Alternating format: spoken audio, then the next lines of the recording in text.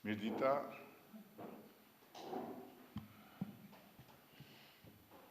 sot është një ditë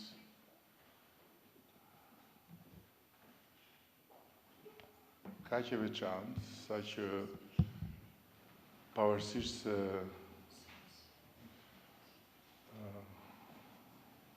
ne palajoni jemi zotë shtëpie këtu, sot i pari duhet flasi i zoti i shtëpisë madhe të Europës, dhe pastaj do të them dhe unë disa fjalë lidhur me daljen e progres raportit të Komisionit Evropian për Shqipërinë. Ambassador, you have the floor because today is full sovereignty of this country in your hands. Okay, then let me just start by doing what I came here for, which is to give you the enlargement report. Very well.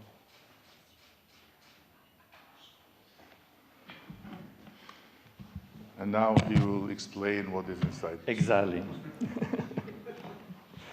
So let me start with a platitude by saying that yesterday, the European Commission adopted its 2025 enlargement package, including the annual report on Albania, and this was the first package of the new Commission. I've just handed over the report to the Prime Minister. Later today, I will meet the Minister for European and Foreign Affairs to discuss the report, and later this week, I will do the same with business representatives and civil society organizations.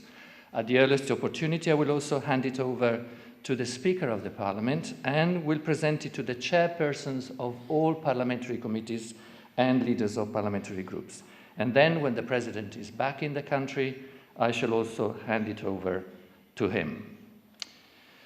This year's report comes out at a very crucial time for Albania's EU integration process. 5 out of 6 clusters of negotiation chapters have now been opened, and work is underway to open the last one. All this was achieved at remarkable speed, and I wish to congratulate the Albanian authorities for this outstanding result. But we now need to seize this unique opportunity in the accession negotiation process as we enter a decisive phase, one where Albania's willingness and ability to align itself with EU standards and acquis will be tested.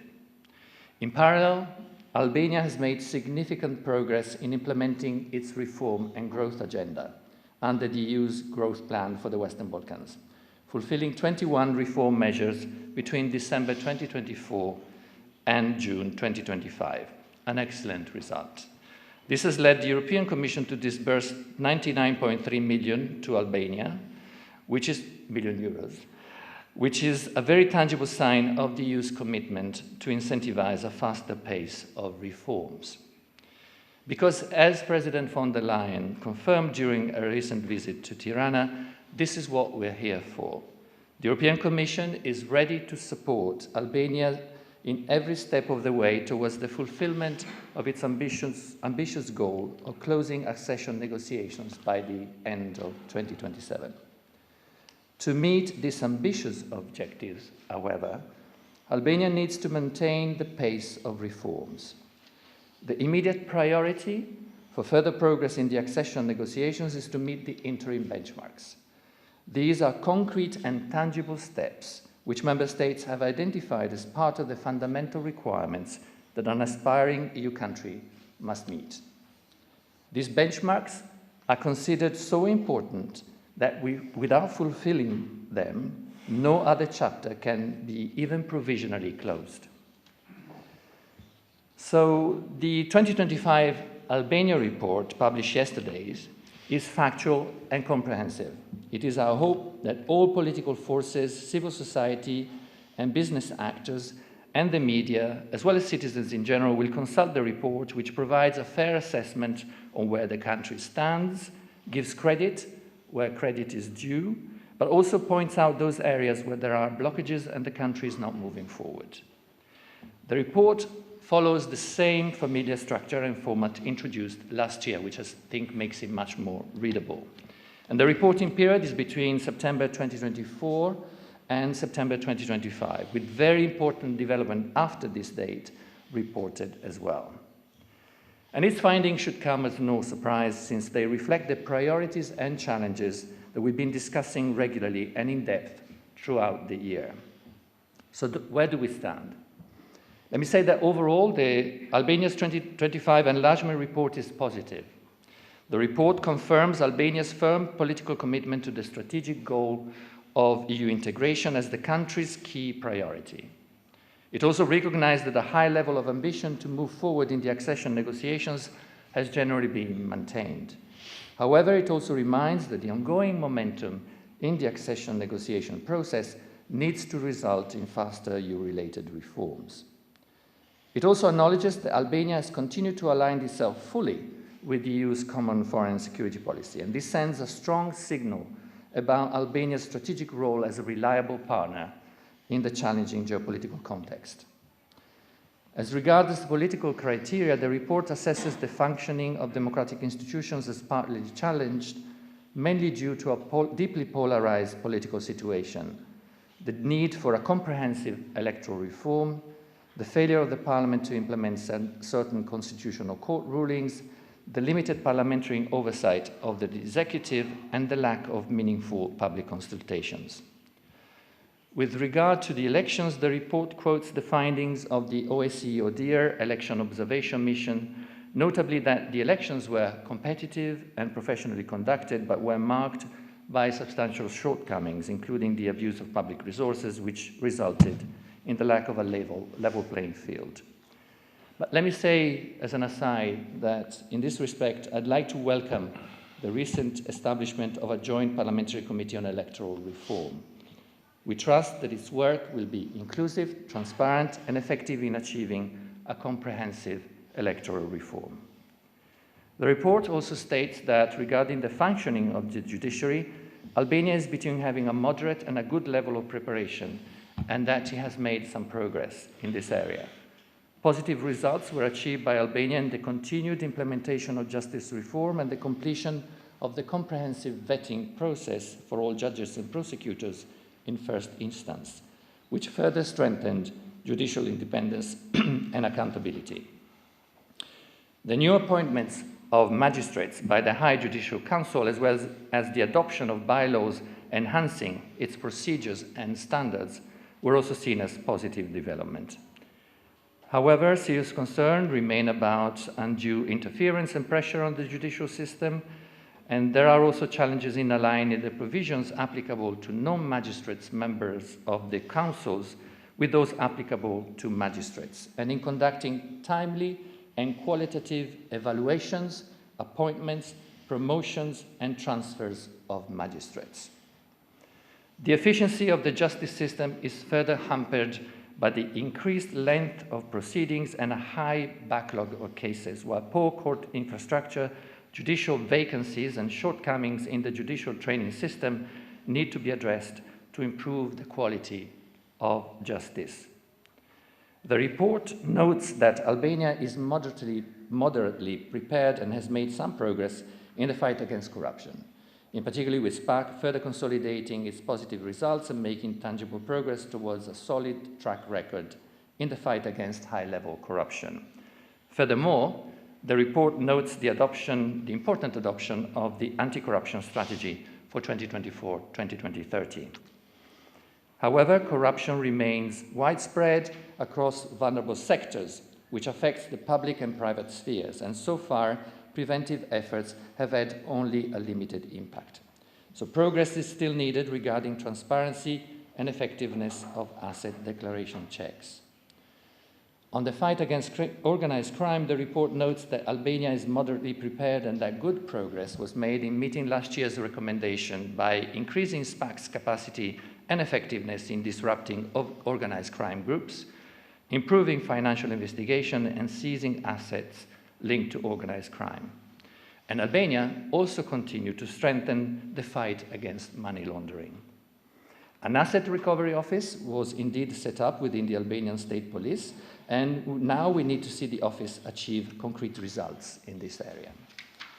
Turning to fundamental rights, the report notes progress in certain areas, notably the adoption of a new law on personal data protection, which is fully in line with the EU acquis and the GDPR regulation, and also the adoption of 7 of its 10 accompanying pieces of implementing legislation.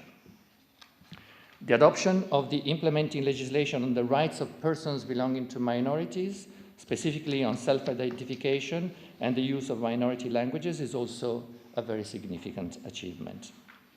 However, alignment and implementation efforts need to intensify on the EU acquis on equality and non-discrimination, covering all forms of discrimination. In this context, the report states that Albania needs to ensure that the upcoming law on gender equality maintains a high level of ambition in line with EU standards. Furthermore, efforts need to continue to fight gender-based violence and to move forward with the deinstitutionalization of children in need. And on property right, progress is still needed on first registration, digitalization, and compensations. And finally, one important area where this year's report continues to raise concern is freedom of expression, where Albania is between having some and moderate level of preparation and has only made limited progress. While the launch of a structured dialogue in which we have worked jointly with the University here of Tirana and the Council of Europe and with the presence also of the government, while this dialogue between Albanian institutions and media actors was a positive development, defamation is yet to be decriminalized and further efforts are needed to enhance media independence and concentration, to ensure the safety of journalists and to improve overall journalists' working conditions. We have discussed all these recommendations at length with the relevant authorities in the context of the EU accession talks, and now we encourage Albania to deliver crucial progress towards meeting the interim benchmarks in the coming weeks so that this ambitious timeline can remain on track. I'd like to conclude and apologize for having been so long with one recommendation. I believe that it is extremely important to underline that the urgency of these reforms must not come at the expense of their quality. By this we mean meaningful consultation processes across the board before adoption, accompanied by healthy and inclusive debates in the Assembly. And I'm saying this because, as the report points out, joining the EU is a whole-of-society project, since it is a choice for a societal model based on fundamental rights and democratic values that each country must actively embrace, as it will determine its future. The project must be owned not just by the government, but also by opposition, citizens, civil society, and local communities. Everyone must have an active role in this process. For this choice to become reality, it must be backed by democratic legitimacy and broad political and societal consensus." End of quote. Over 90% of the Albanian population would like to see this country as EU member state, and the Albanian government and institutions must live up to these expectations. The European Union and its delegation here in Albania that I have the honor to serve will continue to be there to accompany and support Albania on this journey, and we look forward to continue our close cooperation with the government and other key institutions. Thank you, and apologies again for being so long. Thank you, faleminderit. Ky raport thot shumë gjëra, por mbi të gjitha thot një gjë, që Shqipëria është në rrugën e dur për të përmbyllur teknikisht negociatat brenda vitit 2027. Dhe duke thënë këtë, raporti ka thënë të tëra. Ndërkohë që patjetër që në këtë rrugë të duhur ka sfida në çdo hap. Sfida dhe çështje për t'u adresuar jo vetëm në mënyrë sasiore, por edhe në mënyrë cilësore në çdo hap. Dhe natyrisht që raporti i progresit është një gotë e mbushur për gjysmë. Ajo që ne kemi bërë gjithmonë dhe që do të bëjmë përsëri është që duke marrë të gjithë energjinë e nevojshme nga gjysma plot, të fokusohemi me të gjithë energjinë e nevojshme tek gjysma bosh.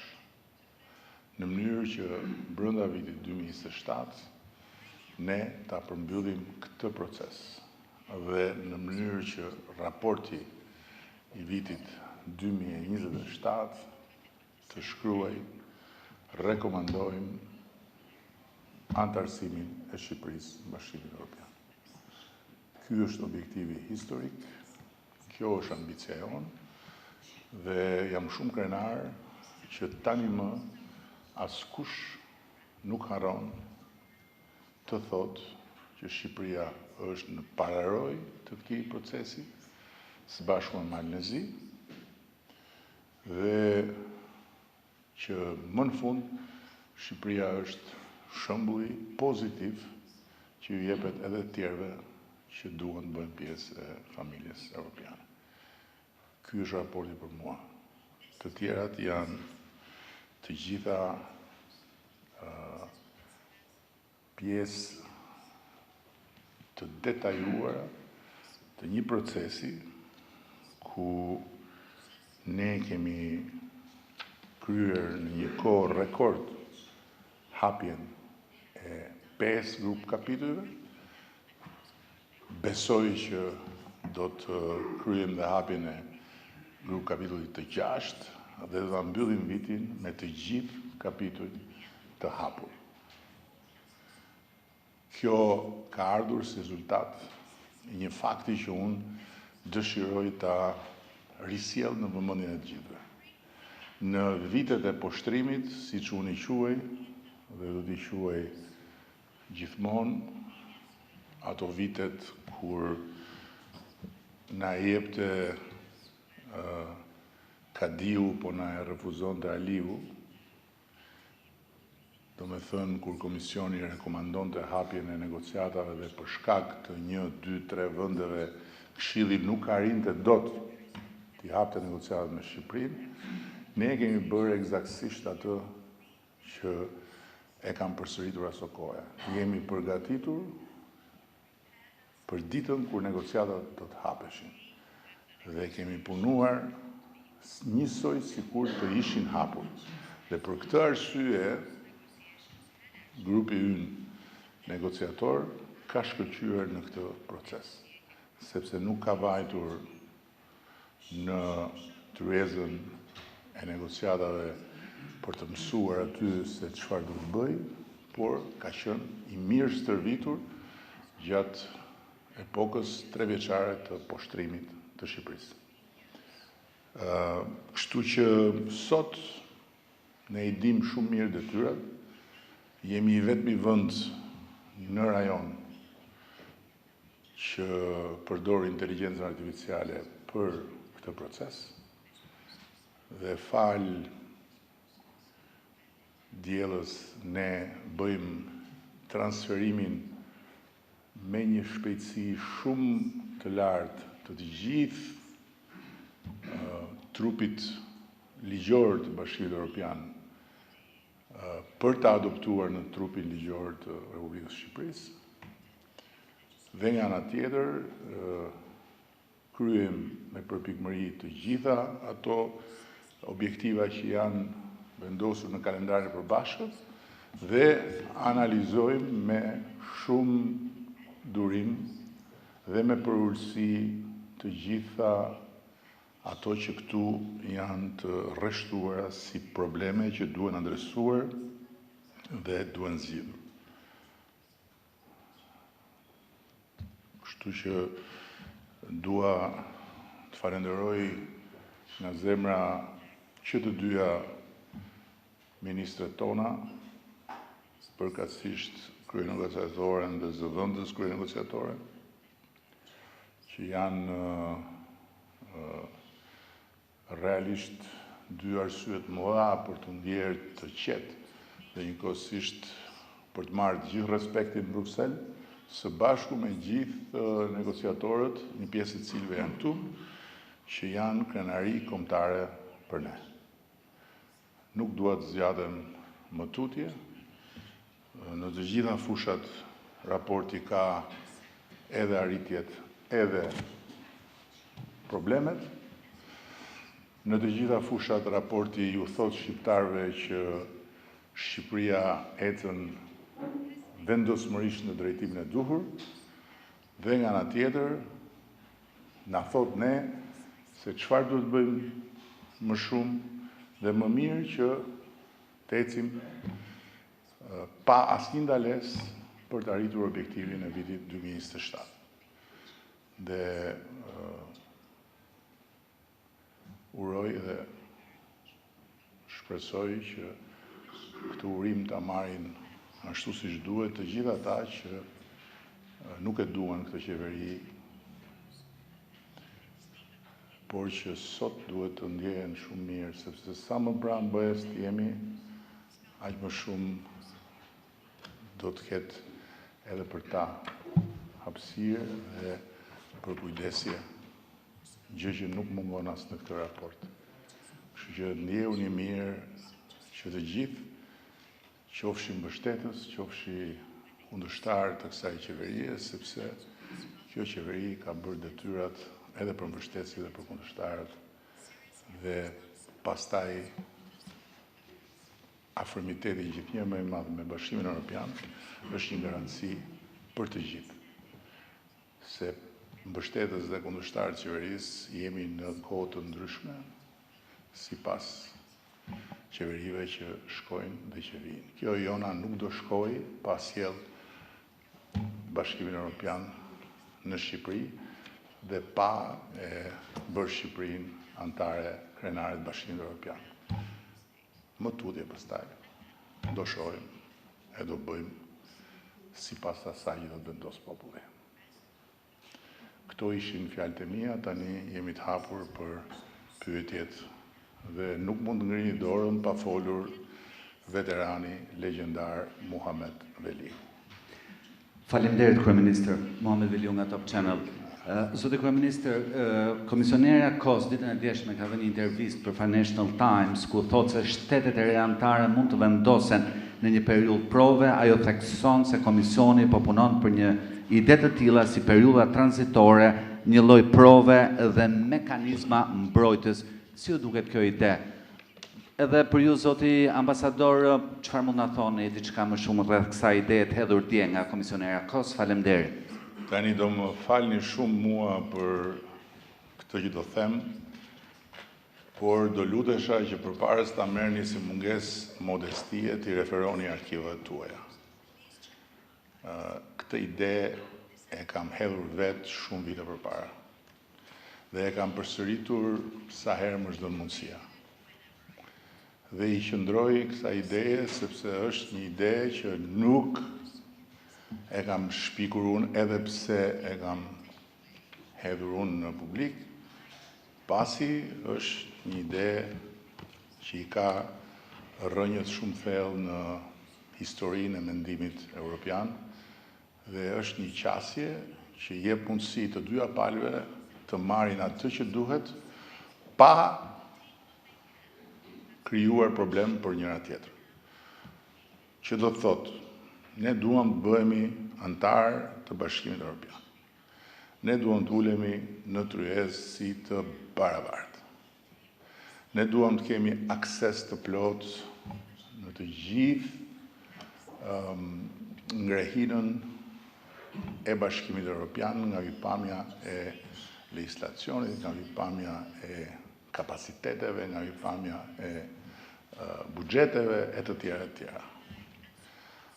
Ata duan të njëjtën gjë, por ata kanë një frikë që duke qenë 27 dhe ka vështirësi në marrjen e vendimeve, sepse është një familje ku çdo gjë vendoset me konsensus. Tani thonë ata, imagjinoni sikur të bëhemi 28, 29, 30, 32, e ku di unë, se sa më vështirë mund të bëhet. Pavarësisht se ne, si Ballkanas, unë mendoj që sot jemi më të qetë se sa ata vetë që janë ballkanizuar ndërkohë.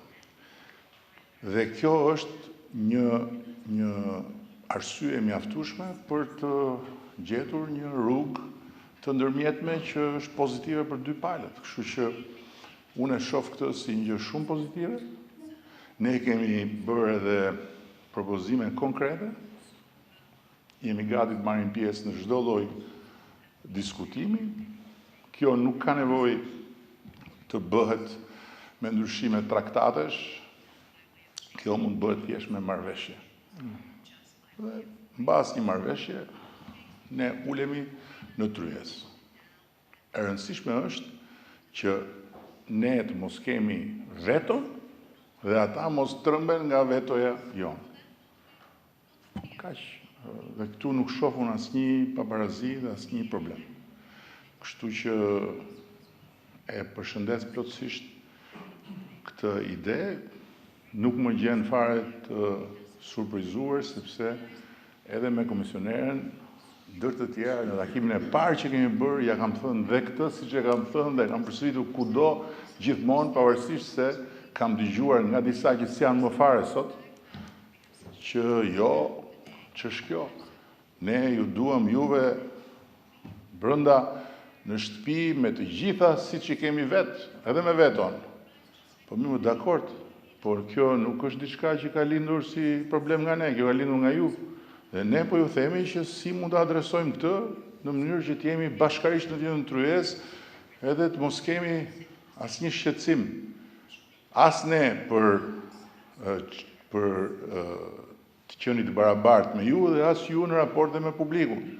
Jo, bile njëri nga ata të mëdhejt më tha mua, ju do hyni në Bashkimin Evropian, patjetër dhe ne do ta festojmë bashkë, ai s'është më. Iku. Kështu që unë i kuptoj dëshirat e mira dhe i kuptoj këto, po kohët kanë ndryshuar dhe ne duhet të adaptohemi me kohën dhe është gjëja më normale që të gjejmë një rrugë që të jemi në tryezë dhe as të drejtat tona të mos, se këtu s'bëhet fjalë për drejtat tona. Drejtat tona do jenë të barabarta. Por as shqetësimi i tyre të mos kthehet në një problem për ne që të thonë jo prisni një herë ju sa të reformojmë ne Bashkimin Evropian, siç më thoshte një tjetër që është duke ikë tani, se pastaj do ta shikojmë këtë punë. Jo. Kështu që besoj që jemi shumë okay me këtë. Yeah, I think the Prime Minister has been quite eloquent, but what I wanted to add is that, as you know, the one fundamental step for a country to join the European Union is the accession treaty. The accession treaty is a treaty that introduces some technical or institutional adjustments to the way in which the European Union works, which are needed in order for this member state to join smoothly the European Union. The last accession treaty dates back to 14 years ago, and the practice has always been that we look at the experience of previous accessions and take them into account when we design the new accession treaties. I believe that the Commissioner has been referring to the need to introduce strong safeguards to ensure that the reforms and the rule of law in countries that join the European Union are well anchored, and there is no risk of slide back or these kind of things. But let me also echo the words of the Prime Minister that the adjustments that you can introduce with an accession treaty cannot go and affect what are the fundamental principles of the Treaty on European Union, the Treaty on the Functioning of the European Union. That would entail a complete revision of our treaties, and that is not what we're talking about here.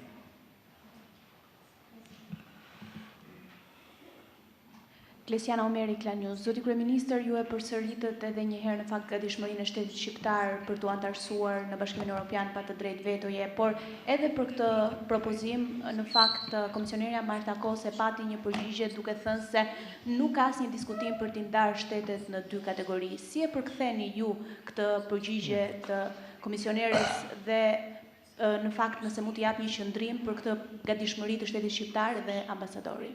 Faleminderit. Mos u lodhin shumë me këtë pjesë, se ky është një diskutim konceptual në nivel të diskutimeve që bëhen për si mund të jenë gjërat. Mos u shqetësoni për këtë. Nuk jemi në atë fazë.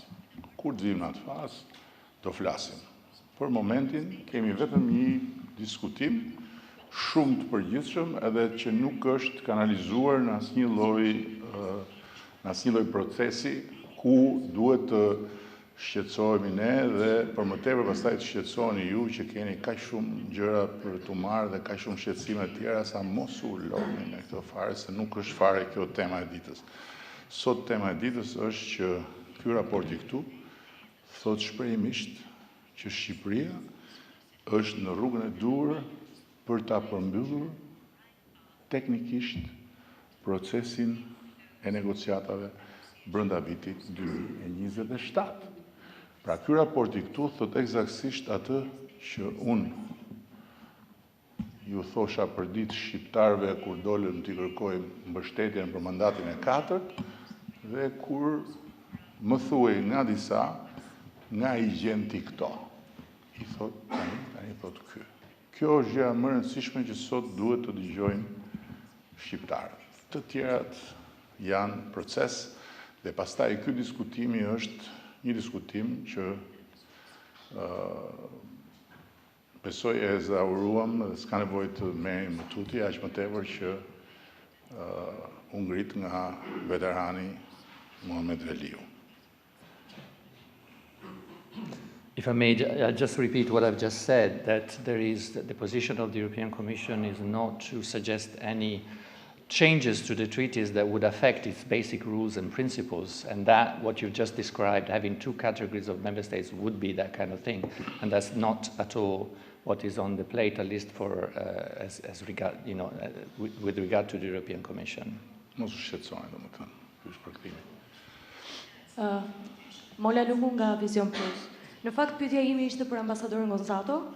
Zoti ambasador, progresi raporti i Komisionit Evropian dhe njëherë certifikoi zgjedhjet e 11 majit. Megjithatë, mbetet shqetësuese polarizimi politik dhe dialogu. Në kushtet kur Shqipëria tashmë duhet të çojë përpara një sër ligjesh për integrimin. A keni ju një mesazh për palët politike? Faleminderit.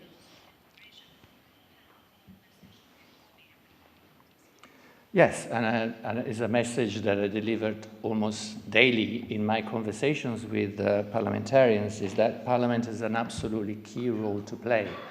And what I'm calling them on is to be willing and able to play a role and give a contribution to the process of reforms that will bring this country into the European Union.